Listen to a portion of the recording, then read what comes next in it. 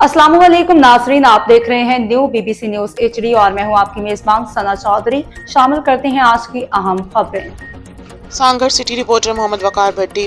पुरानी मछली मार्केट में मुतबादिल सड़क की तामीर, आवाम और दुकानदारों का शदीद एहतजाज।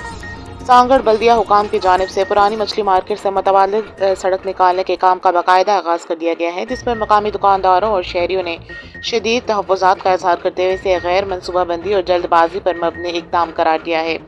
बल्दिया की मशीनरी के जरिए जगह को क्लियर किया जा रहा है और मौका इख्तियार किया जा रहा है कि ये सड़क शहरियों की सहूलत और ट्रैफिक के दबाव को कम करने के लिए तामीर की जा रही है। ताहम मुतासरा दुकानदारों का कहने के मज़कूरा मुकाम से गटर नाला गुजरता है, जिसके ऊपर सड़क की तामीर न सिर्फ तकनीकी तौर पर मुश्किल बल्कि मुस्तकबिल में ख़तरनाक भी साबित हो सकती है। आवाम का कहना है कि अगर वाकई शहरियों की सहूलत मकसूद है तो पहले निकासी आब के निज़ाम को बेहतर बनाया जाए, मुकम्मल सर्वे रिपोर्ट मंजर आम पर लाई जाए और इंजीनियरिंग बुनियादों पर मनसूबा तैयार किया जाए। बसूरत दीगर ये सड़क चंद माह बाद ही टूट फूट का शिकार हो सकती है, जिसका हमेयाजा आवाम को भुगतना पड़ेगा।